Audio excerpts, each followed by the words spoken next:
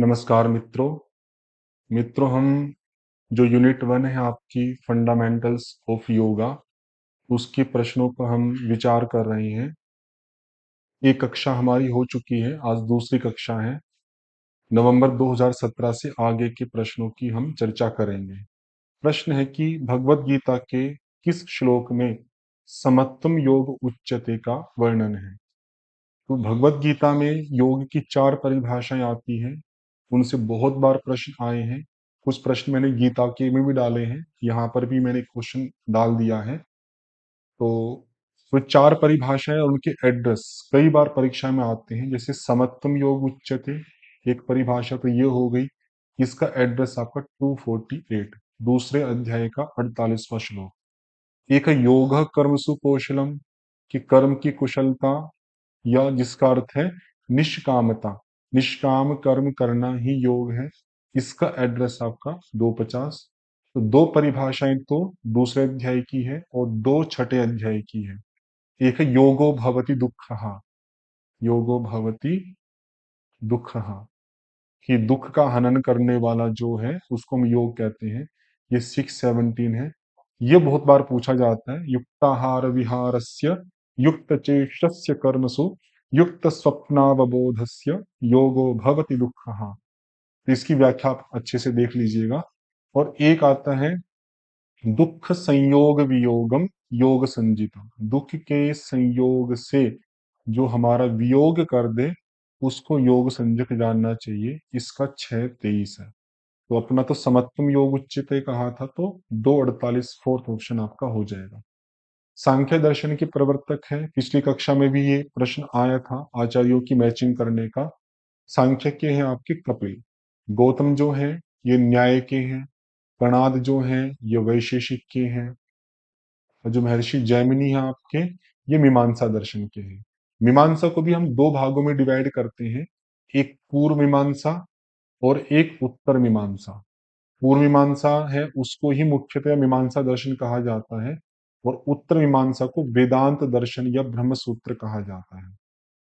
आगे अलग अलग आचार्य और उनके द्वारा दिए गए जो सिद्धांत है, ध्यान की पद्धतियां हैं, वो दी है। जैसे महर्षि महेश योगी का बहुत प्रसिद्ध आपका भावातीत ध्यान, ट्रांसडेंटल मेडिटेशन, तो सी का 1 हो जाएगा। सी के 1 से ही आपका सही हो गया, बाकी 3 ऑप्शन कैंसल। स्वामी विवेकानंद ये वेदांत को ही मानते थे, लेकिन थोड़े नए तरीके से, तो इनको नव्य वेदांती कहा जाता है। एक का 3 हो जाएगा। और जो श्री अरविंद है उनका समग्र योग है, इंटीग्रल योगा, इंग्लिश में बोलते हैं इसको इंटीग्रल योगा। ये आपका श्री अरविंद के द्वारा बताया गया था। और भगवान बुद्ध के द्वारा विपश्चना सिद्धांत, ये प्रसिद्ध है, आप सबको पता ही है। तो इसको भी ध्यान रखिएगा। तो इस नवंबर 2017 में कम ही प्रश्न है। जुलाई 2018 का देखिए, पुरुष और प्रकृति निम्नलिखित में से किस दर्शन की 2 मुख्य अवधारणाएं हैं।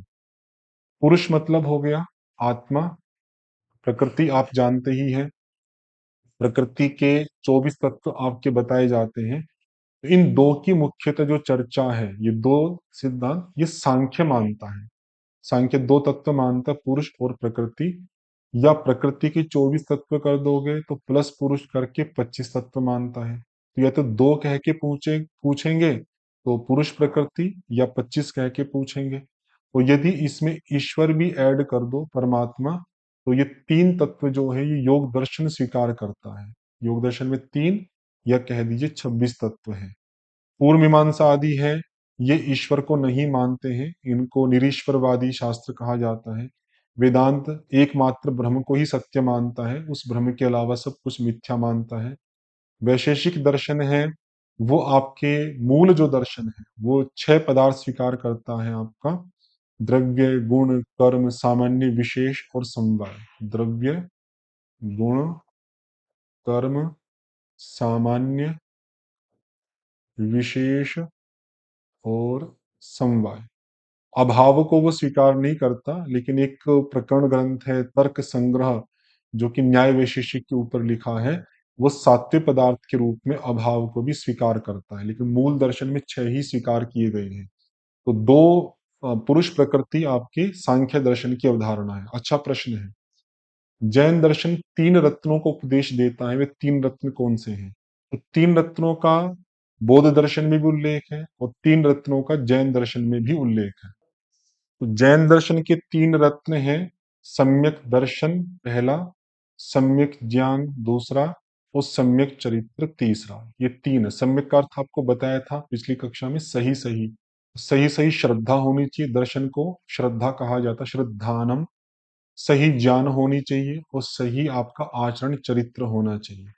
बौद्ध दर्शन में भी तीन रत्न हैं आपके, ये भी पूछे जाते हैं, शील, समाधि और प्रज्ञा।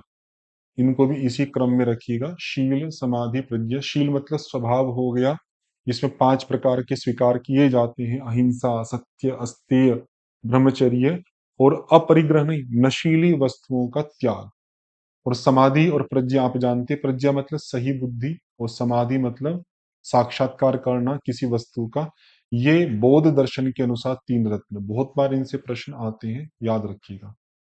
ये अलग अलग वाद है। वाद शब्द का अर्थ होता है वदति इति वादः, था सिद्धांत। वाद को हम कहते हैं सिद्धांत। तो दर्शनों से संबंधित सिद्धांत जैसे सत्कार्यवाद। सत्कार्यवाद ये सांख्य दर्शन का सिद्धांत है। वादों से भी बहुत प्रश्न है। सत्कार्यवाद को अनारंभवाद भी कहा जाता है। अनारंभवाद, अनारंभवाद।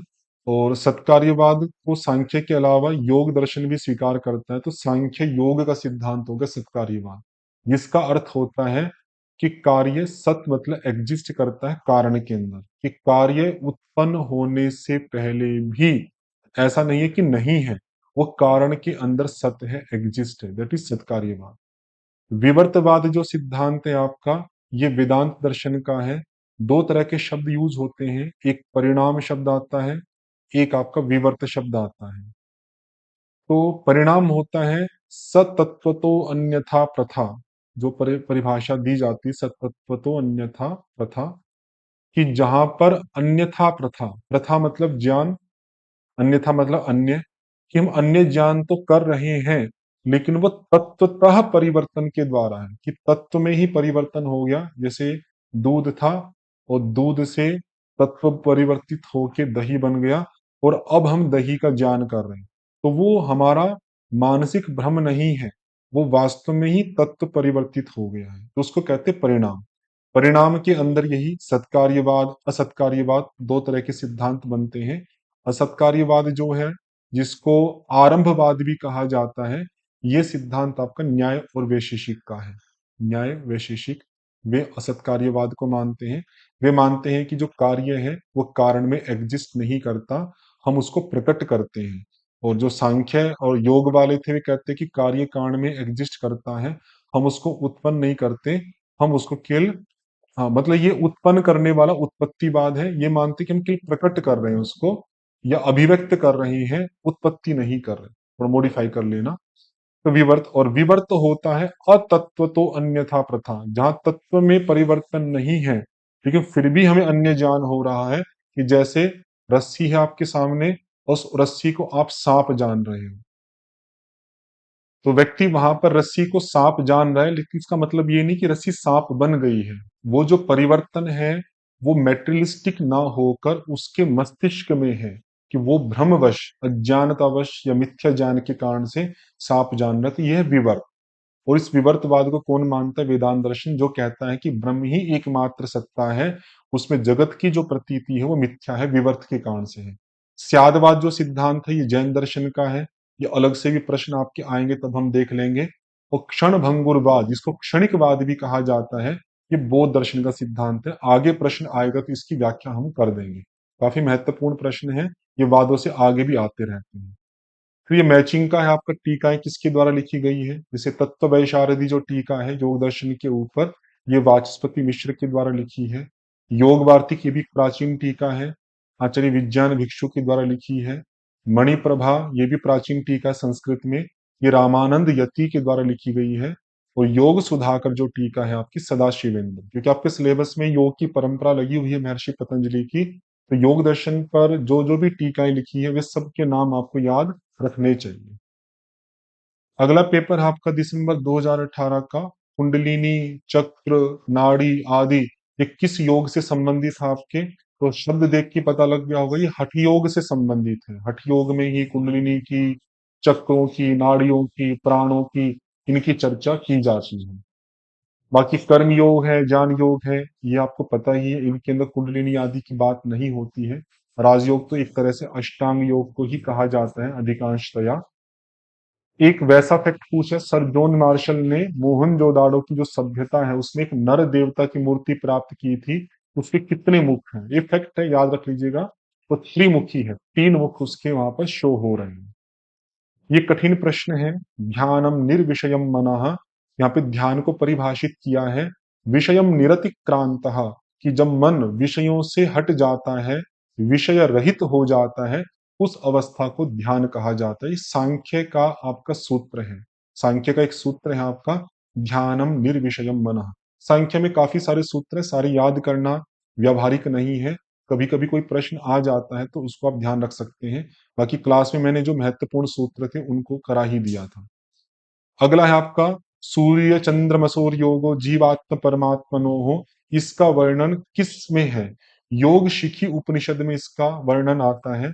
पंक्ति का एक छोटा अंश है, वहां चार की एकता को योग कहा है। चार जो एकताएं हैं, वे चार कौन कौन से हैं आपके? पहले आता अपान और प्राण की एकता, ये पहला है। यो अपान प्राण यो ऐक्यम। फिर स्वरज और रेतस की, स्वरज और रेतस, रज और रेतस बोलते वीर्य को, इसकी एकता।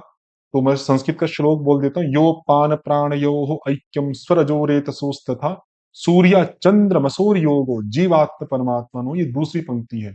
तो सूर्य और चंद्रमा का योग, जीवात्मा परमात्मा, इन चार के योग को क्या कहा जाता है? योग कहा जाता है। योग शिखी उपनिषद में आपका कहा है। अगला प्रश्न है कि किस योगी ने वैदिक धर्म के पुनरुत्थान हेतु कार्य किया? ये प्रसिद्ध आपका स्वामी दयानंद सरस्वती। तो स्वामी दयानंद सरस्वती ने वेदों को बड़ा फोकस किया। उनका एक नारा था प्रसिद्ध, वेदों की ओर लौटो, वेदों की ओर लौटो। तो वैदिक धर्म के पुनरुत्थान हेतु बहुत बड़ा कार्य आपका महर्षि दयानंद के द्वारा स्वीकार किया जाता है। अगला प्रश्न, अष्टांग योग का वर्णन कहाँ मिलता है? पातंजलि योग सूत्र तो प्रसिद्ध है, उसका हमें पता ही है, लेकिन और ग्रंथों का नहीं पता। ब्रह्मसूत्र भी हमने पढ़ा था, ब्रह्मसूत्र में भी अष्टांग योग मिलता है, लेकिन शारदा तिलक में भी मिलता है। यह ग्रंथ हमारे सिलेबस में नहीं है, ये एक प्रकार का तंत्र ग्रंथ है, उसके अंदर मिलता है। रुद्र यामल भी तंत्र ग्रंथ है। तो 3 में मिलता है, पातंजल, शारदा तिलक और ब्रह्मसूत्र। अगला प्रश्न है कि श्रवण उपांग का संबंध है। जो श्रवण उपांग है वो ज्ञान योग और भक्ति योग में आता है। ज्ञान योग में तो मैंने आपको बताया था, ज्ञान योग के 2 साधन है, अंतरंग और बहिरंग। और अंतरंग साधन में आते हैं श्रवण, मनन, निधिध्यासन और समाधि। वो मैंने चर्चा की ही थी आपसे, एक तो। और भक्ति योग में भी है, जो आपका ये श्रीमद् भागवत है, उसके 7वें स्कंद में 9 प्रकार की भक्ति आती है, इसको नवधा भक्ति कहा है। नवधा भक्ति, वहां पर भी श्रवण का उल्लेख है। वहां पे श्लोक आता है, श्रवणम कीर्तनम विष्णोः स्मरणम पाद सेवनम अर्चनम वंदनम दास्यम सख्यम आत्मनिवेदनम। तो पहला क्रम वाइज याद रखिएगा, श्रवण हो जाता है, दूसरा कीर्तन होता है, तीसरा विष्णु स्मरणम, विष्णु का स्मरण करना, मोस्ट इंपोर्टेंट है ये, तीसरा। चौथा है आपका पाद सेवन करना, पांचवा है अर्चन स्तुति करना, फिर आपका है वंदन वंदना करना, फिर आपका दास्य।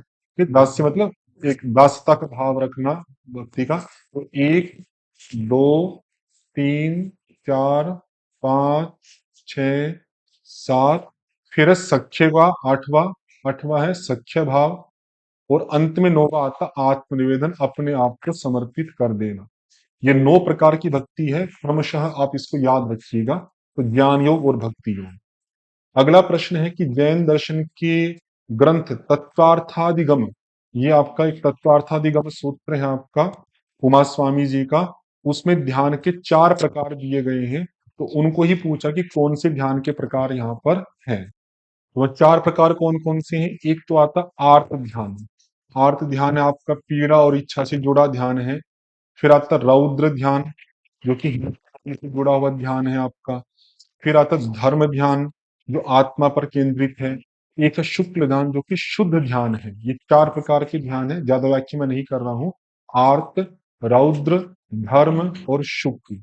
जो सूक्ष्म ध्यान है, ज्योतिर्ध्यान, ये घेरंड संहिता के ध्यान है 3, उनमें से दिया गया। घेरंड संहिता में 3 प्रकार के ध्यान दिए जाते हैं, स्थूल ध्यान, सूक्ष्म ध्यान और ज्योतिर्ध्यान। स्थूल, ज्योति और सूक्ष्म, सबसे श्रेष्ठ सूक्ष्म ध्यान वहां पर बताया गया है। तो यहाँ पे तत्वार्थाधिगम सूत्र का पूछा था, तो दूसरा और चौथा, second and fourth second option आपका हो जाएगा। तो इस क्लास में हम इतना ही रखते हैं, बाकी की चर्चा अगली कक्षाओं में करेंगे। ओम शांति।